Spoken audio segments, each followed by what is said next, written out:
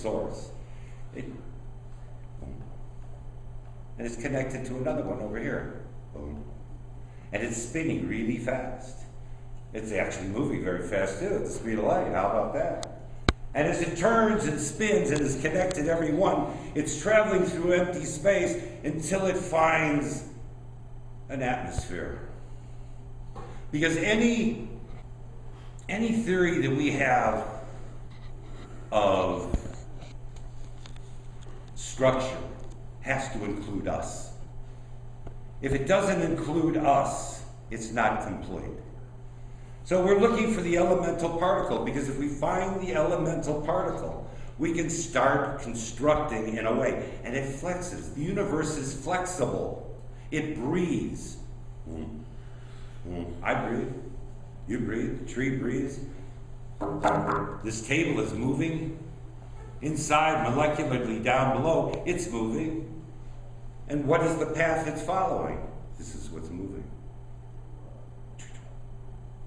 Now, as time goes by, okay, well, why don't we just go through let's go through some of these pictures. Keep going. That's the front of our tri-and ray. It looks like if we cut it off here, it would be like a tetrahedron. Now, tetrahedron. If we take,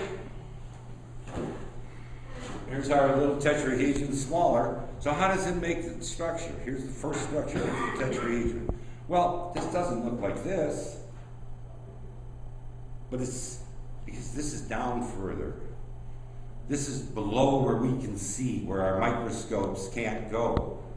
And here is where the tri-and rays move along, carving out the structures.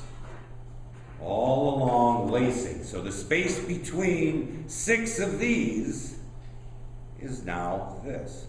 Every positive, there's a negative. Every negative, there's a positive. One inline defines another outline.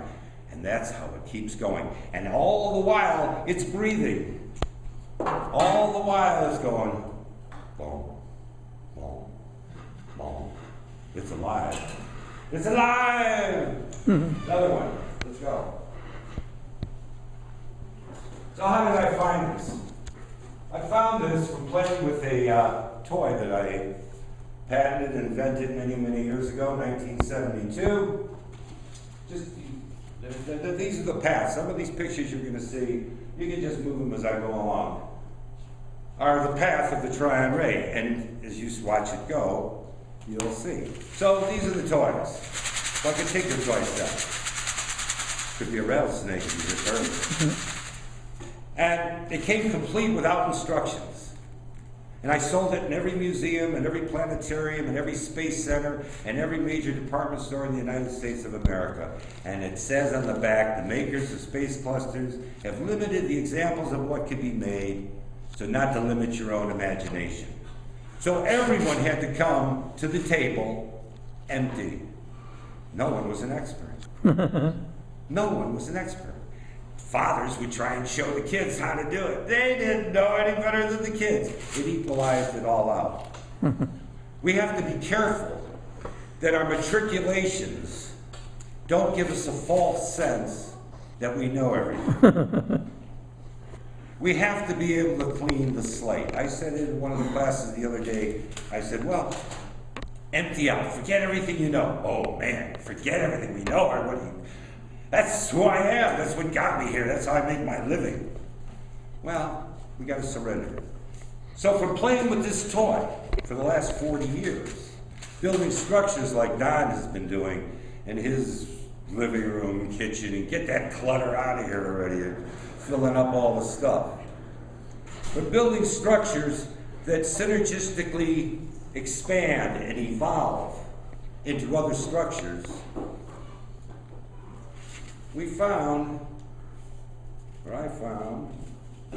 that from a spherical triangle, let's see which way does this go.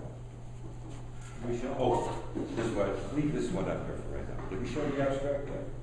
No, I don't know what the abstract is. Because this is it. This is it. If you take enough of these and enough tetrahedrons and you keep putting them all together, just tetrahedrons, They're going to morph, they're going to change, and they're going to become a perfect sphere. Not 5s and 6s on the outside, but all the way to the core, with all the different regular polyhedra created in the process. Octahedrons, wow, where'd that come from? Dodecahedrons, a combination of other things. Where did that come from? I didn't do that, I was just putting tetrahedrons together. Well, it said it wanted to go this way. I couldn't direct it. I could say, well, I want you to go this way. I mean, I had kids do some wonderful things.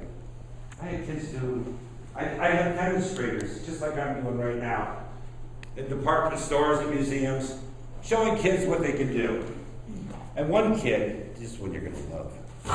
One little kid, about 9 years old, is playing with my clusters, and I had a rule: if you made something, you had to take it with you. Don't leave it for me. You know? So he built a structure. If I can open this, good thing I'm not. You let him take. He built a structure that I found quite incredible. So anyway, one day, you want to open that up? One day, I met Fuller, we talked about geodesics and stuff, and what Fuller managed to do was describe, again, the outside, the surface. What everyone has been able to describe is the surface. But no one is going inside the surface. This is where there's so much space available that we don't even know is there because we are not going inside the surface. We are just on the surface.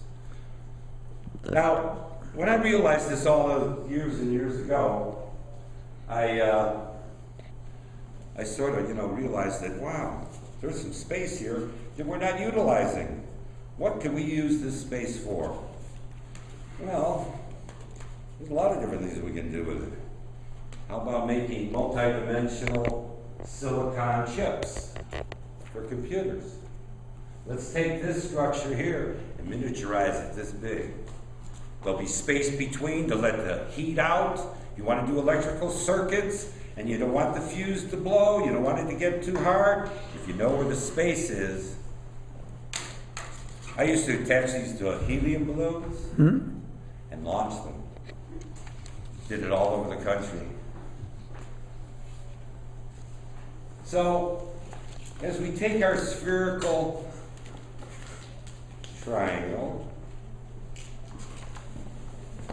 and we keep turning it, we will eventually get Full circle. a perfect circle. Now, this is how it started. A friend of mine took a whole mess of balloons, blew them up, took plaster of Paris, started pushing plaster of Paris in between. He was an industrial designer, and filled that structure up with all this plaster of Paris, hung it from a string, and the plaster of Paris dried, and then one day the string broke, and it crashed down to the ground, and the balloons were kind of withery, and the only thing that remained was the space between. So he sat down and said, well, how do I translate this into package design? Well, he got his compass out, and on a two-dimensional piece of paper, he started drawing circles. Some of you might be familiar with the flower of life. So he drew circles like the flower of life. Well, the trick in package design is to know where to cut and where to score. Now, if you know where to cut and you know where to score, you can make something two-dimensional, three-dimensional. So he started making those. So what he did was he took two of those, and where's this? Okay. And put two of them together. This is on the cut side. Here, we got two of them together. Simple. This is simple, folks. This is children's play. You know, Einstein said, the basic concept of science should be able to be explained in language understood by everyone. I got to tell you the truth. I've heard a lot of things here that I don't understand. And a lot of other people don't understand. So how do you put it into a language that everyone can understand? Well, for me to do that, because I went to the corporations, I went to everybody, I got something hot, I'm gonna get money from these guys, we're gonna build this, we're gonna build that, and you don't know, not invented here.